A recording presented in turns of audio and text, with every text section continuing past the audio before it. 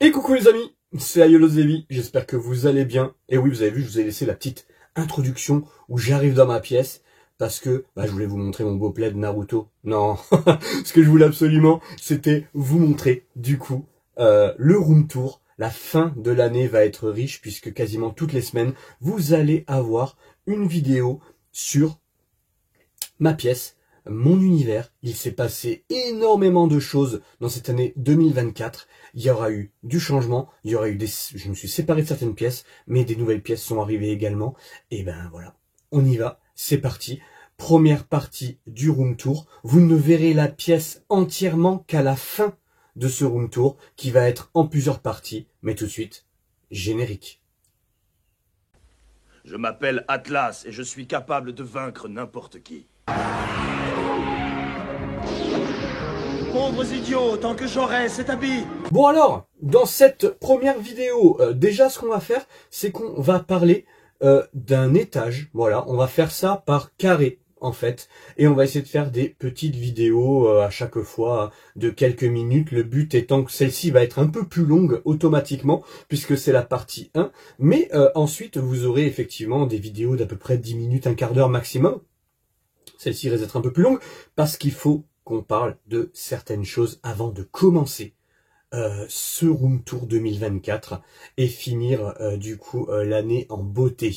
On est en plein milieu de la saison 4. Vous le savez, il y a pas mal de vidéos qui sont sorties, des vidéos où il y a eu plus ou moins de succès. Certaines ont super bien marché, d'autres un peu moins, mais le concept est là et je kiffe toujours de vous faire du coup partager mon univers. Alors, déjà, on va parler de quelque chose. Vous allez voir qu'aujourd'hui, on va parler de Bandai, puisque on va faire une vitrine où il y a quasiment du full Bandai dedans. Mais on va parler un peu de mon désamour pour Bandai en ce moment. Je ne cherche pas à leur taper dessus absolument, mais je suis énormément déçu par la montée des prix. Effectivement, nous avons une montée des prix assez hallucinante depuis Moses. Enfin même ça a commencé un peu avant, mais depuis Moses de la baleine, waouh, on est vraiment sur quelque chose qui monte, et c'est un peu difficile pour les bourses les plus, comme nous, français moyens. Bien sûr, on va pas se plaindre, on a des collections de fous tous, voilà, les amoureux, les passionnés, mais il y a des passionnés qui n'ont pas les moyens et qui ne peuvent pas acheter ces figurines hors de prix. Parce qu'il faut être honnête, aujourd'hui, et il n'y a rien de démago dans mes propos, aujourd'hui, Bandai nous sort un Ulysse aux alentours de 289 €. Ça commence à piquer sévère. Et je suis, moi qui voulais le prendre parce que notamment la forme objet me plaisait beaucoup, je pense que je vais tout simplement m'en passer. J'ai une version alternative, mais malheureusement, cette version alternative, il n'y a pas le totem, donc je ne peux pas la mettre sur le totem. Il faudrait que je trouve le totem Bandai. Et je m'étais dit, avec cette édition-là, peut-être que je vais arriver, alors moi dans ma tête, je m'étais dit, bon, ça va faire le prix d'Hadès, 179, 180, etc. Pour un personnage Osef, franchement, Ulysse, moi perso, j'ai lu tout Next Dimension, j'ai même lu la fin en japonais. Ouais, on commence à vraiment abuser avec les prix et ça devient vraiment compliqué. Moi, j'aimerais bien avoir votre avis en commentaire, savoir si Bandai le fait exprès pour encore rendre la collection Senseiya encore plus élitiste qu'est-ce qu'elle est déjà, parce que c'est le cas. Moi, je suis un peu déçu et je suis un peu circonspect. Je suis très honnête avec vous. À un moment donné, il va falloir quand même que Bandai se dise que c'est pas pour toutes les bourses et je pense qu'ils le savent, parce que c'est les prix qu'ils appliquent. Mais je suis curieux, et ça je me suis pas penché dessus, je sais qu'il y a des connaisseurs parmi vous. Est-ce que les ventes sont toujours aussi bonnes? À mon avis, non. Voilà, on a eu l'annonce du mime, on l'attend depuis tellement longtemps qu'on n'est même plus hypé. Voilà, on l'a vu, il est là. Il est propre, il est propre. Quelques problèmes d'épaulettes, etc. Rien de fou, mais fait pas rêver, je sais pas, pourtant moi je suis un grand fan d'Asgard. Le seul qui m'a hypé un peu c'est le Seiya Oda, parce que j'ai trouvé très classe et j'aime beaucoup cette armure, mais le reste, Qu'est-ce que vous en pensez, les amis? Allez, on va pas parler plus longtemps, mais qu'est-ce que vous pensez de cette hausse de prix? Est-ce que vous allez arrêter Bandai? Est-ce que vous allez continuer? Moi, perso, ça me fait vraiment réfléchir à est-ce que je garde. D'ailleurs, pour être très honnête avec vous, j'ai revendu l'intégralité de mes Silver Bandai pour me rabattre sur les alternatives, hein, sur les marques alternatives, parce que déjà elles sont en EX, parce que déjà il y a des personnages inédits qu'on n'aura jamais chez Bandai. Regardez juste le Docrates qui est sorti récemment, une tuerie absolue. Ils ont fait un truc de fou. Alors, c'est pas un personnage que j'attendais comme un dingo, hein, mais force est de constater que c'est dingue ce qu'ils sont arrivés à faire. Donc ça veut dire qu'ils arrivent à faire des pièces uniques. Moi, je trouve ça fou. Et Bandai, si Docrate était sorti, il serait sorti à 300 balles, facile. Voilà. Je veux bien qu'il y ait la licence, je veux bien qu'il y ait tout ça. On va pas se cacher, hein. D'accord? Le marché pirate a fait du mal à Bandai. Ça, j'en suis persuadé. Moi, Bandai, il y a quand même pas mal de choses chez moi, que ce soit du Naruto, que ce soit du Dragon Ball, que ce soit du Senseiya, il y a énormément de Bandai chez moi. Maintenant, à un moment donné, je réfléchis même à est-ce que j'achète cette pièce-là ou est-ce que je fais l'impasse pour me concentrer sur une autre. Vous voyez, j'ai la Camus Surplis qui est en train de sortir. Je vais sûrement la prendre, bien sûr, avec mon partenaire Kyodai Aniki. Mais est-ce que je vais continuer après? Je ne sais pas. Pour le moment, je n'en sais rien. Donc, voilà. Ce petit coup de gueule de Bandai, coup de gueule plutôt sympa, mais coup de gueule quand même, ça commence à faire beaucoup. La communauté Senseiya, nous ne sommes pas des pigeons. À un moment donné, il va falloir arrêter de nous faire tout avaler. Voilà, la vie en France commence à être compliquée pour beaucoup de personnes, et je vois énormément de gens revendre leur collection. Donc, tout ça pour dire que il va falloir quand même se pencher vraiment sur le coût des matières qui font que ça explose comme ça. Parce qu'à un moment donné, on va pas pouvoir continuer très longtemps. Moi, perso, je sais que je ne vais pas pouvoir continuer très longtemps. J'attends de finir Asgard, mais je n'attends plus rien de Bandai. C'est quand même assez triste. Allez les amis, on passe tout de suite à la vidéo du jour et le début du Room Tour 2024. On va faire un truc de fou les amis, parce que la pièce, elle est jolie, parce que c'est moi qui l'ai faite, donc automatiquement elle est à mon goût. Voilà, il y aura peut-être des choses chez vous qui vont vous plaire, d'autres qui vont vous plaire un peu moins, mais on a fait un truc plutôt sympa. Donc, on va commencer tout simplement par la vitrine qui est derrière moi. J'ai nommé les Gold Saints. Et oui, on va partir sur les Chevaliers d'Or avec une vitrine où il y a des Chevaliers d'Or du coup mid-close EX et aussi les Vintage qui ne sont malheureusement pas complètes parce que il me manque le Scorpion et le Poisson et je n'arrive pas à les trouver à des prix corrects. Moi je reprends les rééditions espagnoles, je me prends pas la tête. Il y en a quelques-unes qui sont des éditions françaises, mais aujourd'hui avec les prix de zinzin, non, je suis pas assez fan de Vintage pour partir dans ce délire là, mais je vous ai fait une belle vitrine en collaboration avec Niki Diorama, vous verrez hein, sur le diorama, mais aussi une petite création de ma part, j'espère que ça va vous plaire. Il y a un peu de David Lozano aussi, un Milo Edenhart qui m'a donné un coup de main sur, vous verrez comment. On y va, on s'intéresse à ça, et trêve de blabla, on va passer à l'essentiel. Et voilà, allez, on y passe. Donc là, je vais juste vous montrer, j'ai mis effectivement tous les casques des Chevaliers d'Or, parce qu'ils sont tous non casqués dans ma vitrine. Et voilà, on a le bébé Athéna et toutes les... Et j'avais fait une énorme connerie, pardon, une énorme bêtise sur TikTok où j'avais inversé le Sagittaire et le Scorpion. Aïe, aïe, aïe, aïe, aïe, aïe, aïe, aïe. La bêtise à ne pas faire quand on est fan de Senseiya et qu'on connaît les signes astrologiques depuis son enfance. Voilà, là j'ai mis du coup tous les casques. Là, je vous ai ouvert la fenêtre, hein, tout simplement, parce que pour avoir un peu plus de luminosité. Je préviens tout de suite, ce diorama est fait par Niki Diorama, Niki Del, notre ami de l'association des Chevaliers d'Athéna. Et voilà, c'est un de mes premiers dioramas fait avec Niki. Et j'ai kiffé avoir ce diorama. Alors, hop, je vous fais un petit visuel. Alors, tout simplement, ce que j'ai voulu faire, comme vous me connaissez, je suis un fan de Aiolos et automatiquement, je voulais le mettre au centre de la scène. Et je voulais vraiment le mettre effectivement le plus centré possible.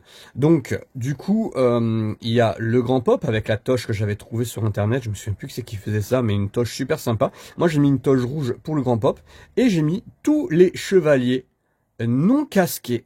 Voilà, et on y va. On va commencer par mon armure préférée, l'armure de Death Mask du cancer. Mais quelle tuerie atomique. Franchement, c'est vraiment, je l'adore cette armure, je la kiffe. Avec une pose un peu à la cool. J'ai enlevé les éperons parce que les éperons en fait ne tiennent pas sur. Il faudrait que je les colle et j'ai pas envie de les coller. Ensuite, on a le traître, l'incomparable traître du sanctuaire. Je plaisante bien entendu, c'est le signe de mon fils. Alors j'essaye de le respecter un peu quand même. Shura du Capricorne non casqué avec une pose à la Excalibur. Ensuite, on a le meilleur, le plus fort, le plus beau, le plus sympa, le plus héroïque, Aiolos. Pas très objectif quand même, mais voilà, je l'aime beaucoup. Je lui ai mis la cape, et oui, et pas les ailes, parce que j'en ai marre, je l'ai un nombre incalculable de fois, et je l'ai toujours avec les ailes, et je voulais le mettre après un peu style la cape. Donc voilà, j'ai tenté le truc avec un petit bébé Athéna en résine dans ses mains. Ensuite, la seule qui n'est pas officielle dans ce le lion, je l'ai un paquet de fois, mais pourtant, là, effectivement, ici, c'est un modèle alternatif. Le lion. Aiolia. Ici, on a une petite... bah, vous voyez, je l'avais même pas vu. Du coup, on va le remettre en direct.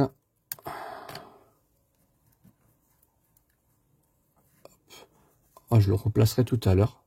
J'avais pas fait attention que son pied ne tenait pas. Ouais, c'est en regardant que je vois que son pied ne tenait pas au sol. Donc une petite pause à la Doko. Le but étant qu'ils rentrent tous. Et c'était pas très simple. Doko qui est là. En version accroupie. Ici, on a Milo du Scorpion, bien entendu. Quelle classe. J'aime bien son armure. C'est vrai que c'était pas l'armure que je préférais, mais je la trouve plutôt cool. Ensuite, on va continuer par là. On a Mu avec... Alors, je l'ai mis ici tout simplement parce que ces deux figurines-là, j'ai un souci dessus. Celle-ci, le corps, il est catastrophique, il ne tient pas. Ouais, je l'ai calé là pour pas qu'il tombe sur les autres. Donc là, il est calé, il ne bouge plus. C'est une catastrophe, ce corps EX. Ici, on a effectivement Camus. Alors, Camus, j'ai un gros souci, j'ose même pas le toucher. Il a les épaulettes qui tombent. Vous voyez cet effet de...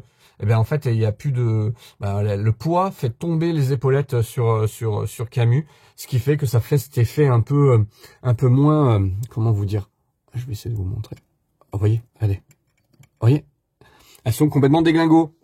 Il aurait fallu que je me trouve la version Revival, mais pareil, hein, la spéculation, les prix, tout ça, vous connaissez. Voilà, où je l'ai mis avec une petite pause. Où il dit stop. Ici, j'ai voulu mettre du coup le grand pop et sa toge. À côté, on a Canon. Voilà, qui du coup, lui chuchote quelque chose à l'oreille. C'était le but. Ici, on a notre amie Aphrodite. Et là, on a effectivement le taureau, avec qui j'ai fait des belles séances posing photo. Le taureau Aldébaran, avec la chevelure que m'a prêté gentiment Universeia, puisque moi, je n'ai pas la version Revival, j'ai la version avec les cheveux longs. Et ici, on a notre ami Chaka de la Vierge, en mode lotus. On est plutôt pas mal. Je sais pas ce que vous en pensez. Les poses sont perfectibles, je le sais très bien. Mais voilà, j'ai fait selon mes goûts. Rien ne me choque. voilà, il y aura toujours quelqu'un pour me dire qu'une épaulette est pas droite ou qui manque, je sais pas moi, je sais pas, bon bref. C'est comme ça, c'est le jeu, hein, voilà. Mais j'accepte vos goûts. Voilà, on est sur le diorama hein, de Nikki. Vous avez vu la frise en même temps que je vous montrais. C'est un très beau diorama. Oui, il est très rempli, mais malheureusement, je n'ai pas le choix. Le but étant qu'il passe tous dessus, mais je trouve qu'on est plutôt pas mal avec le grand pop derrière. À la base, il n'y avait pas le grand pop, je l'ai remis parce que je trouvais que ça faisait beaucoup plus classe. Et sur les côtés, j'ai mis des tapis de souris. Et oui, ce sont des tapis de souris que j'ai collé avec les chevaliers de bronze et les chevaliers d'or. On va passer maintenant au côté vintage. Alors, petit décor que j'ai fait moi-même. Ouais, ok, il est pas ouf, mais voilà. J'ai voulu mettre les 12 Pandora Box là derrière, un dessin de Milo Edenhart avec la tête du grand pop. Très beau dessin que j'ai pu me concentrer sur les yeux du grand pop. Et là, on a effectivement tous les chevaliers d'or sauf deux hein, que je n'ai pas pu récupérer, Poisson et Scorpion. Et là, du coup, nous avons voilà Lion, Bélier, Taureau. Ce sont toutes des rééditions espagnoles, sauf le Sagittaire et le Cancer. Tout le reste, c'est des rééditions. J'ai voulu les avoir, il me manque les deux derniers que je vais trouver tout tranquillement, sans dépenser énormément d'argent. Parce que voilà quoi, faut pas abuser non plus. Je trouve pas qu'elle vaille plus de 50 €, honnêtement. Moi, il y en a beaucoup que j'ai trouvé pour 30 balles, et ça m'allait très très bien. À part effectivement le Sagittaire qui m'a été gentiment vendu par Anoussac. Merci beaucoup mon ami. Et le Cancer qui est... une de mes premières vintage que j'ai retrouvées. Voilà les amis, on a fini sur ce premier box dédié au gold et j'ai trouvé ça plutôt cool. Voilà, je kiffe, moi je me régale avec eux. Allez on y va, on finit la vidéo ensemble.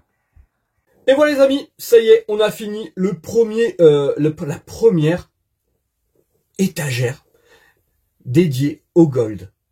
Je vais faire un petit sondage dans la semaine, restez connectés pour savoir la prochaine étape que vous voulez voir. Est-ce que vous voulez voir du Asgard? Est-ce que vous voulez voir du Poséidon?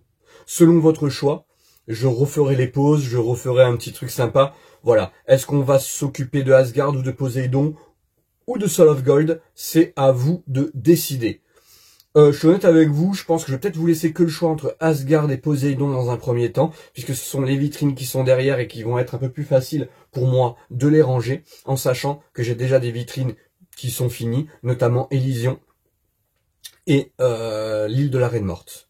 Et les Silver, j'attends encore un peu les Silver, ce sera peut-être l'une des dernières, vous la voyez un peu derrière là, la Silver. On va attendre un peu parce qu'il me manque encore quelques Silver qui vont arriver, donc voilà. Bah écoutez les amis, j'espère que cette première vidéo du Room Tour 2024 vous a plu. N'hésitez pas à me laisser des commentaires, à liker, à commenter, à me dire ce que vous aimez, ce que vous aimez pas. Moi je suis quelqu'un au niveau posing qui est ouvert, vous le savez très bien. Donc n'hésitez pas si vous avez vu un truc que je peux améliorer, avec grand plaisir. Avec grand plaisir. J'espère que cette vidéo vous a plu. Et je vous dis à très bientôt. C'était Aiolos Davy. Et on est parti pour se voir quelques fois quand même. Donc préparez-vous.